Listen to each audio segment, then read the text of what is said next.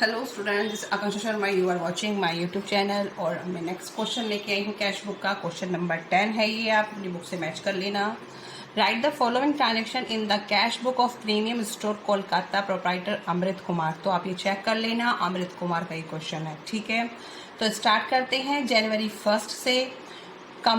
commenced business with cash 50,000, commenced business with cash, started business with cash, तो same है। तो आप start करेंगे, पहले से ही फॉर्मेट प्रिपेयर कर लिया है मैंने। जनवरी 1, ठीक है। तो क्या लिखेंगे आप?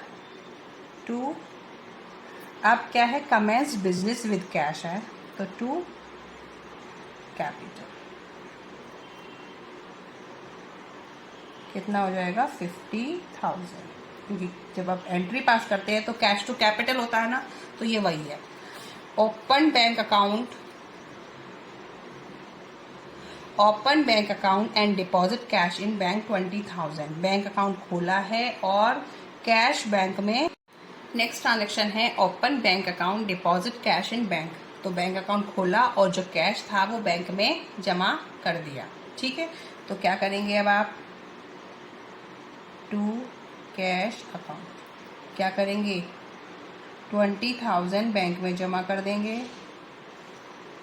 जनवरी 2 बाय बैंक अकाउंट, कैश में से 20,000 निकाल देंगे, ठीक है।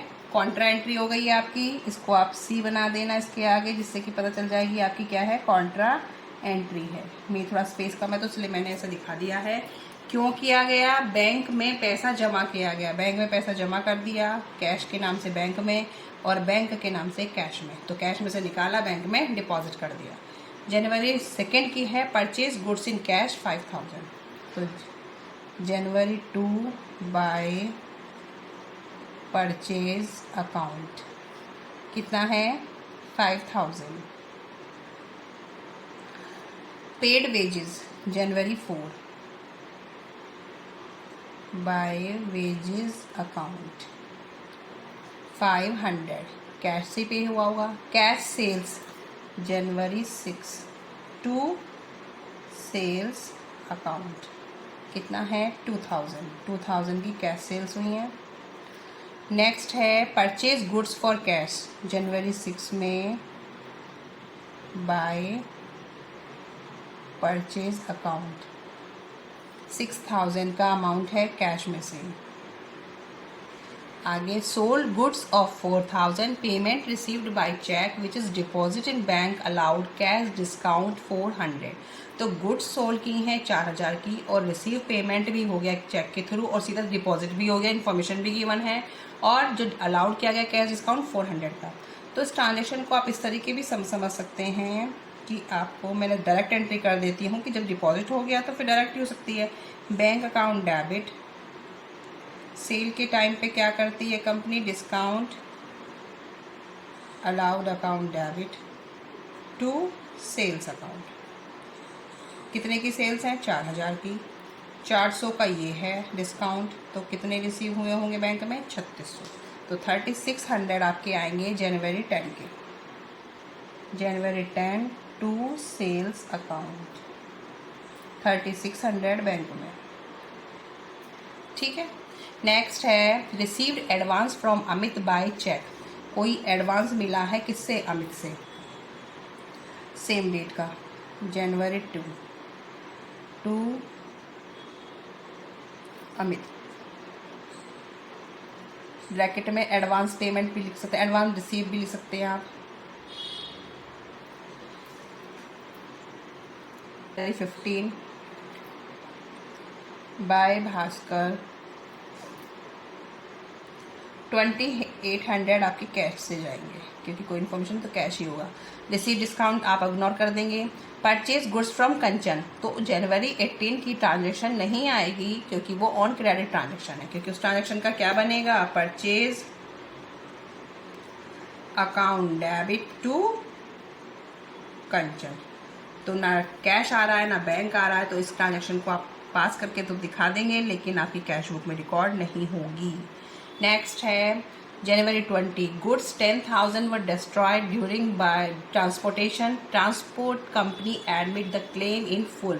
10,000 की गुड्स क्या हो गई हैं, ट्रांसपोर्टेशन में डिस्ट्रॉय हो गई हैं. ट्रांसपोर्ट कंपनी ने एडमिट किया है क्लेम कि वो दे देगी. ठीक है, तो उसकी एंट्री क्या बनेगी, देखो उसकी एंट्री मैं इधर को पास करके दिखाती हूँ. Loss by fire to purchase, फिर क्लेम एक्सेप्ट किया, सॉरी, तो क्या एंट्री हो जाएगी इसकी, insurance company account debit to loss by fire. Third है उससे पैसा मिलेगा, cash account debit to insurance company. ठीक है, कैश या बैंक जो भी है जिसके थ्रू मिला है, तो चेक के थ्रू मिला तो बैंक कैश या बैंक कर देंगे, कैश या bank account debit to insurance company. तो पैसा मिला कौन सी ट्रांजेक्शन होगी, ये वाली जनवरी 20 की, तो की ये बनेगी insurance company to loss by fire. और जो उसमें हुआ है, जो पैसा मिला है जनवरी 27 में, देखो क्या लिखा है, received cheque from the transport company. तो 10,000 का चेक रिसीव हुआ है, तो ये हो जाएगा कैश या bank account debit to insurance company. तो चेक हुआ है तो बैंक के थ्रू, तो क्या लिखेंगे आप, जनवरी 27 टू इंश्योरेंस कंपनी. बैंक में कितने आ जाएंगे, 10,000. ठीक है, विड्रू फ्रॉम बैंक 28, जनवरी 28 आपकी है, विड्रू फ्रॉम बैंक से पैसा निकाला है, टू बैंक अकाउंट, कैश में आया, कैश में कितना आ गया, 5,000. January 28 by cash account, bank में से निकाल दो 5,000. Issue cheque as advance to grind machine 50,000, cheque issue किया है तो चेक काट के दिया आपने, बाय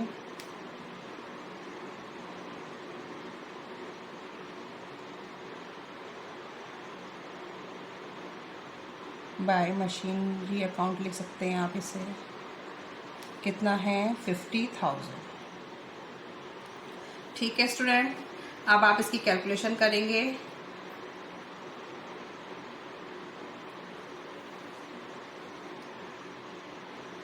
कैलकुलेशन में आप चेक करना इसकी ट्रांजैक्शन में कितना आ रहा है अमाउंट.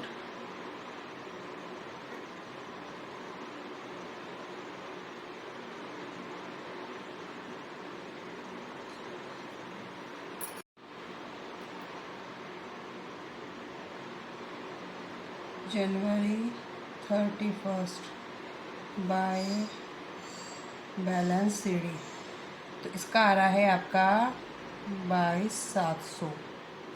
मैंने इसका टोटल किया तो ये मेरा टोटल बैठ रहा है 57,000. ठीक है, ये आपका हो गया 57,000.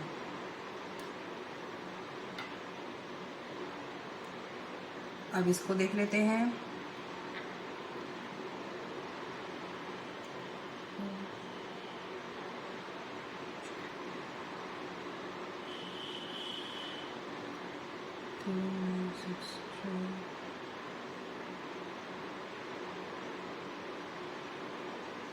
ये मेरा टोटल आ रहा है, इसमें मेरे इसी साइड हैवियर आ रही है 55,000 और ये साइड कम आ रही है.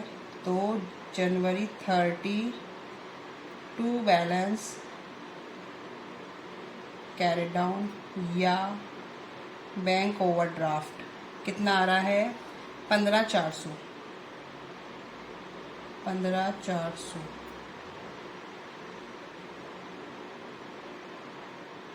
से टोटल कर देंगे, ये हो गया बराबर.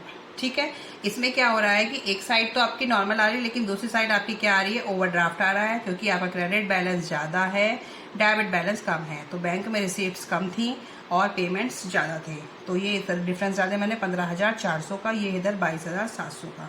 ठीक है, अब ये जो आप फर्स्ट फैब का जब बनाएंगे तो टू बैलेंस ब्रॉड डाउन आपका हो जाएगा 22,700 और इधर फर्स्ट फैब का क्या आ जाएगा, बाय बैलेंस ब्रॉड डाउन या बैंक ओवरड्राफ्ट ये आपका आएगा 15,400। जब ओपनिंग बैलेंस डालेंगे तो फरवरी में, तो एक का क्रेडिट साइड आएगा, एक का डेबिट साइड आएगा। जैसे आप नॉर्मली डालते हैं दोनों का डेबिट आता है, यहाँ पे एक का क्रेडिट और एक का डेबिट आएगा। ठीक है स्टूडेंट।